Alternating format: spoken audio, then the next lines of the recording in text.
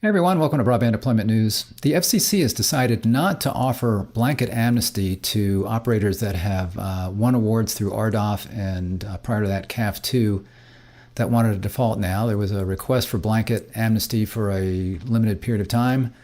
They have declined that, but they have provided some guidance. I'll be right back with more.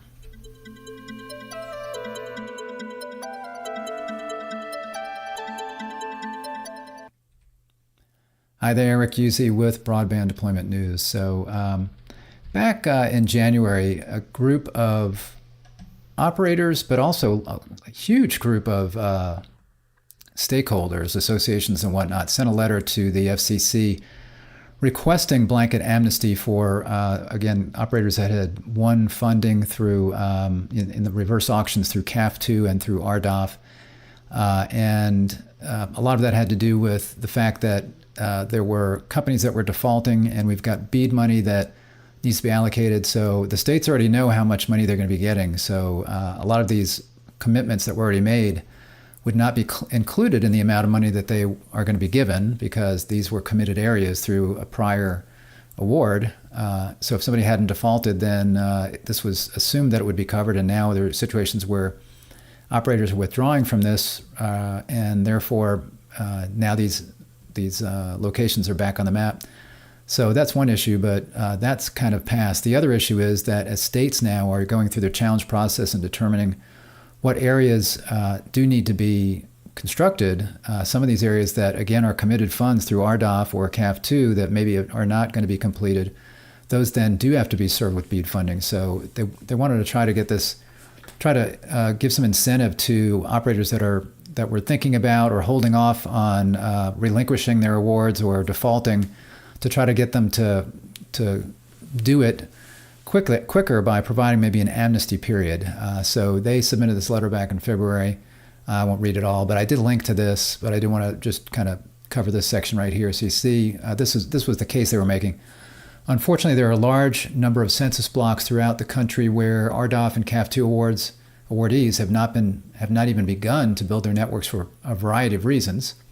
Some, like the RDOF winners in the emergency petition, assert that circumstances beyond their control, including skyrocketing costs, have made building their networks impossible without further funding. Other awardees of both programs, it has been alleged, have simply sat on the money, preferring to make interest on their awards rather than building networks. Regardless of the reason, RDOF and CAFF II awardees cannot or choose not to fulfill their obligations. The households they were intended to serve are at risk of being left without broadband internet access entirely because their service areas will also be ineligible for BEAD funding.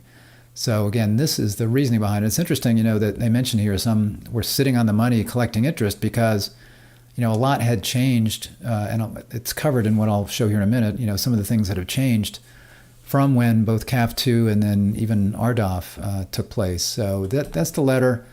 Right here also it says it's entirely in the Commission's power to ensure that large swaths of rural America are not left out of Congress's bipartisan, once-in-a-lifetime investment to close the digital divide. That's talking about the BEAD program. It can do so by giving RDOF and CAFF II awardees who cannot or do not intend to build their networks a very short and expedited amnesty period of no more than a month that allows them to relinquish all or part of their winning areas without being penalized to the full extent that the Commission's rules provide. Significantly, lowering the penalties for default will incentivize awardees to relinquish their areas sooner rather than later, making the areas eligible for BEAD funding. To further incentivize relinquishment, the Commission could consider increasing the penalties for awardees who default after the amnesty period is over. So give people kind of this grace period. They still have to pay some default penalties, but maybe, as they say here, not the full extent of what that would be considering the circumstances. And then I think that would have been a good idea there as well, to say if you don't take advantage of this grace period and you default, your penalties will be even higher than they would have been. I don't know if they could do that based on maybe the prior rules that were in place, but they do have some leeway, as we'll see here. So again, this letter was sent, and if you look through it, there are a few internet service providers that are mentioned in here, but a lot of them are just industry stakeholders and groups. You can look at this on your own, but you see there's a city, but you've got Education Service District, Communication Workers of America, Community Foundation of Abilene, Community Tech Network, Connect Humanity, So these again are stakeholders that and interest groups that are doing this, and there were 69 of them, I believe, that were signatories, I guess, on this letter here. And you see who this was sent to, all of the commissioners, and sent obviously to Chairwoman Rosenworcel there at the top. So that's the letter, and the FCC came out with their response to this public notice back. This was released on July 3rd. So you see here, Wireline Competition Bureau provides guidance for RDOF and CAF Phase II support recipients on procedures for provider defaults to ensure that broadband networks are deployed to all consumers. And I'm not going to read through this whole thing either, but I did want to just point out a few things. Again, I linked to this as well in the description of the video. So you see here, with this public notice, the Wireline Competition Bureau, WCB or Bureau, and that's basically the group that handles all this stuff under the FCC. They're providing guidance to RDOF and CAF II support recipients and other stakeholders regarding the processes for provider default. Support recipients are showing significant progress in meeting their deployment milestones, as noted below, and there is no demonstrated need for widespread relief from the RDOF and CAF Phase II default penalties. Given the flexibility available under the existing default processes and other Commission rules, and the lack of demonstrated need for broad relief, as well as our strong interest in preserving the integrity of the Commission's broadband deployment programs, we decline to provide a blanket amnesty. So they're not going to do that. However, we recognize that certain carriers may not be able to meet their broadband deployment obligations or have experienced changed circumstances that may impact their deployment. To ensure that high-speed broadband is deployed across the country, close coordination between the Commission's high-cost programs and other federal broadband deployment programs is critically important. And that would be, of course, the BEAD program, as well as other federal programs like ARPA, USDA Reconnect. The government's been better about making sure that everybody knows what the other groups are doing, so there'd be less chance of duplication of efforts. In recent months, the Bureau has quickly responded to default requests for these high-cost programs, has approved transfers of deployment obligations to other carriers, which avoid support payment recovery and default penalties, and has waived Commission rules where warranted to reduce support payment recovery and default penalties. So there is an opportunity for companies that are seeking to pull out of this, that feel they're going to default, to kind of transfer that. If there's another operator that wants to go ahead and take that on, there is an opportunity to do that, and it looks like the FCC will then not charge any penalties as long as that all takes place. The Bureau also has the ability, where good cause exists based on individual circumstances, to waive other non-compliance rules for defaults in these high-cost programs. So they can reduce those, they can already reduce those amounts, or even, looks like, just waive them, depending on the circumstances. So that's good to know. To ensure federal deployment funds reach the locations where they're needed, we strongly encourage carriers contemplating defaulting on their deployment obligations under the Commission's competitively bid high-cost programs to reach out to the Bureau and to the relevant state or territory broadband offices or tribal governments about their situation as soon as possible. So again, that, I think, in reading that prior paragraph where they have some leeway in reducing the amounts and maybe even waiving amounts, if you are in this situation and you're thinking about defaulting, I would take this as soon as possible as a big factor on whether they will, how much they will reduce or maybe even waive the amounts, because they want to get this done quickly, because again, states are planning on where they need to be building for BEAD, and the states are going to want to know, and the FCC is going to want to know if those areas that look like they were committed because of RDOF or CAF II are no longer committed and therefore will remain unserved or underserved, depending on what they are. Earlier defaults can limit the support recovery and penalty cost to the carrier, and also ensure that states and territories timely receive the necessary information for their broadband equity access and deployment planning. Earlier defaults also ensure that our sister federal agencies timely receive this information to target funding for their broadband deployment programs. Again, it doesn't necessarily have to be BEAD. It could be that a state still has ARPA money, and there could be other, like USDA Reconnect awards that haven't been made that could go towards some of these areas.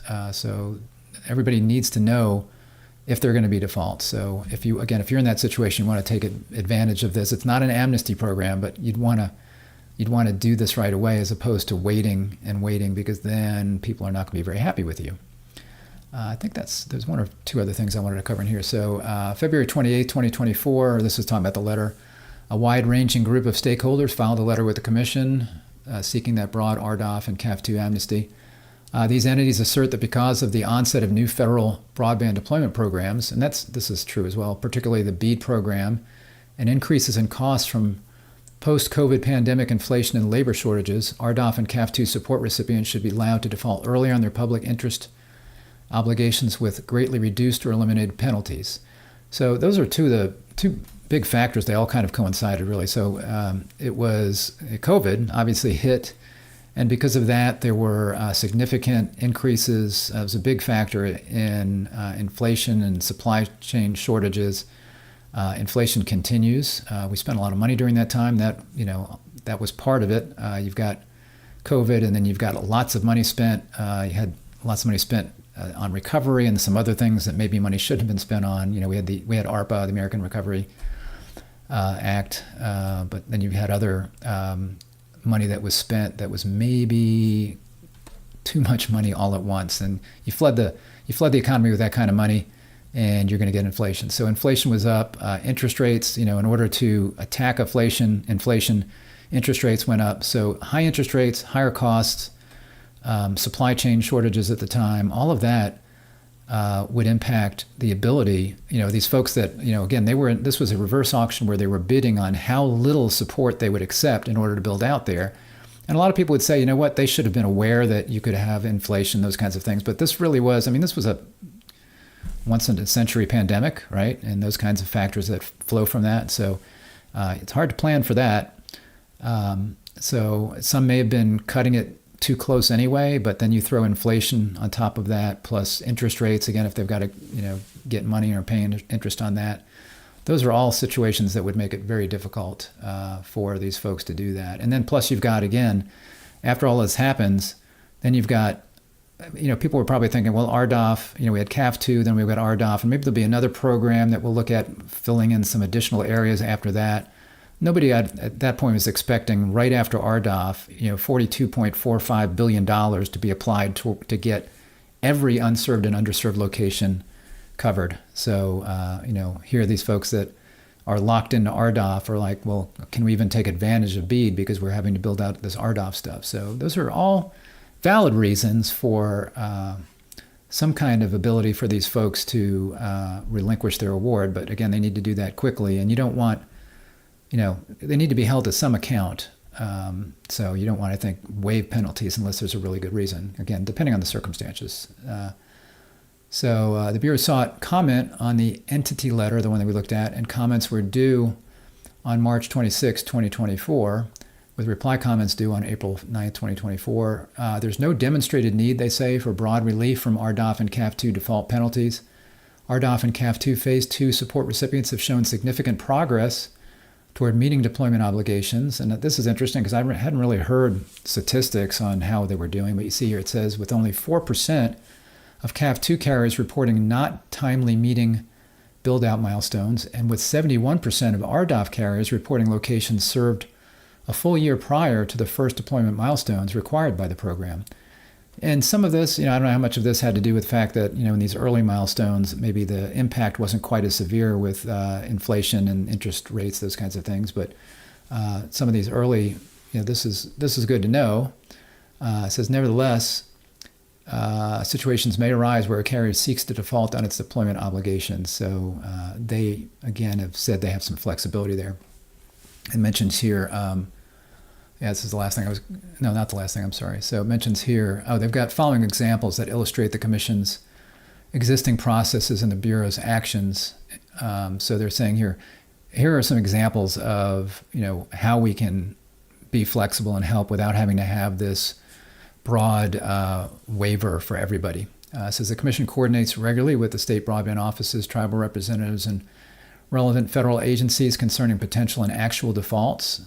We also encourage carriers to work closely with these entities concerning any potential defaults. And so if I were a state or a tribal organization or anybody that was planning my BEAD map and where I'm going to have to deploy, I would certainly be in touch with the carriers in my area that have RDOF and CAF II and find out, where have you built? You're planning on finishing everything? Do you think you're going to be defaulting at all? Hopefully they've already done that, but they're saying here that the Commission's in touch on that as well. As soon as a carrier notifies us that it will not serve certain identified winning bid census block groups, we notify other federal agencies and the relevant state broadband office that the eligible census blocks within those areas are no longer subject to an enforcement commitment to deploy qualifying broadband, making locations eligible for funding from other federal and state funding programs, and that obviously would include BEAD, as well as, again, other programs that still are ongoing, even though BEAD is out there.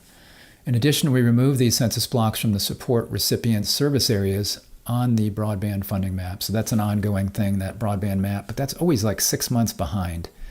So if the FCC finds out about a default today, those locations will probably continue to show as committed, meaning that they will be served at some point by RDOF or CAF II, even though it could be like 6 months down the road before that data is updated.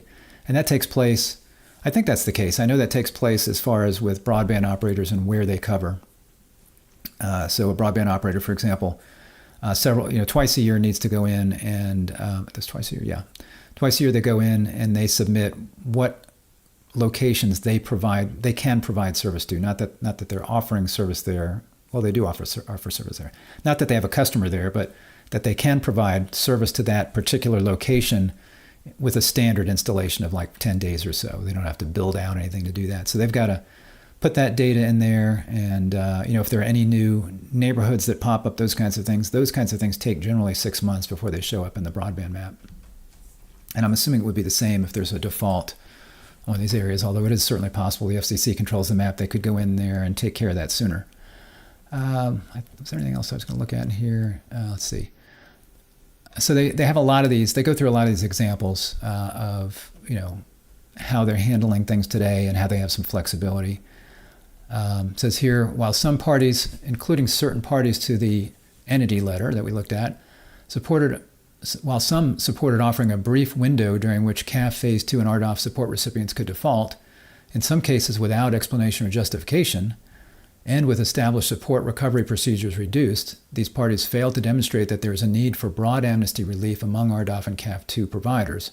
In fact, while some comments offered various options for reduced default recovery, including using the lesser forfeiture structure available to all RDOF participants pre-authorization, most commenters rejected the concept of allowing defaults with no support recovery as thwarting the reverse auction system, encouraging bad actors, and undermining certainty in future support programs. So, yeah, I understand what they're saying there. So if you made this, if you were just like, yeah, okay, no, never mind, you can have this window here and you can default, doesn't matter who you are, what your reasons are, and we'll let that happen, then you are encouraging bad behavior. And there might have been bad behavior here. So maybe people, again, they were cutting it too close because they wanted to win the auction. So they really put their bid in low with no room for any potential problem, or maybe even if nothing changed, they would have a problem because they bid so low. We know there might have been situations like that. Some of those, I think, were the FCC decided not to award, but there could be people like that. So you don't want to reward that kind of behavior because that then encourages future bad behavior. So there needs to be a consequence, as we all know. If you're a parent, there needs to be a consequence. If one of your children does something wrong, if you continue to let them get away with it, then that behavior continues. So I think that's the point there. So finally, we see here some governmental entities express concern that because the RDOF initial 40% build-out milestone will occur after BEAD eligibility determinations, RDOF carry defaults due to non-performance would not be revealed until too late for those areas to be included in BEAD eligibility and funding. However, none of these comments noted concerns about specific RDOF carriers, so it was more of a hypothetical, what if kind of situation. Moreover, the Bureau, as part of the Rural Broadband Accountability Plan, monitors carrier deployment and is in contact with carriers that may be at risk of not meeting their deployment milestones. Again, that's not something I was aware of, so that's good to know, that they are on top of all of these, and if they're seeing that milestones aren't being met, or maybe they're in contact and saying, are you going to meet your next milestone? That's good to know so that they kind of know who might be at risk. And this, again, is, hopefully a way to get some of these people that would be defaulting to come forward sooner. Recently, the Bureau contacted the small number of RDOF carriers with an upcoming build-out milestone that have not yet reported service to any locations in their RDOF areas. So again, this is prior to their next milestone they're contacting them. Bureau directed those carriers to file in the Commission's ECF system by May 15th, 2024, public information regarding their plans to meet their December 31, 2024 build-out milestone requirement, and is now reviewing those responses for follow-up as needed with carriers and state broadband offices. So they're saying they're on top of this. They should hopefully have a good idea of if there are going to be any additional defaults, who they might be. And again, their recommendation is for operators that are considering defaulting, relinquishing their areas to get with them as soon as possible. And I can see why they're recommending that. So again, it's not a waiver, but it is some guidance for internet service providers that got the money on what they can do next if they're finding they're in a really difficult position. And I can see why a lot of them would be in a difficult position. Again, a lot has changed in the time that well, certainly CAF II was prior to RDOF, but just even between RDOF, not long after that auction took place and awards were announced, we had a pandemic, and a lot has changed since that point. So good reason for having some flexibility there. Thanks for joining me. I appreciate it. If you are not subscribed to our channel, if you would click the subscribe button, and then the little bell there will tell you, make sure that it's clicked to be notified if I am live, and then go ahead and like the video if you liked it. I'd appreciate that. Put a little thumbs up or click the little thumbs up on there. That would be nice. I appreciate that anytime somebody does that. And I will see you next time for Broadband Deployment News. Take care. Bye-bye.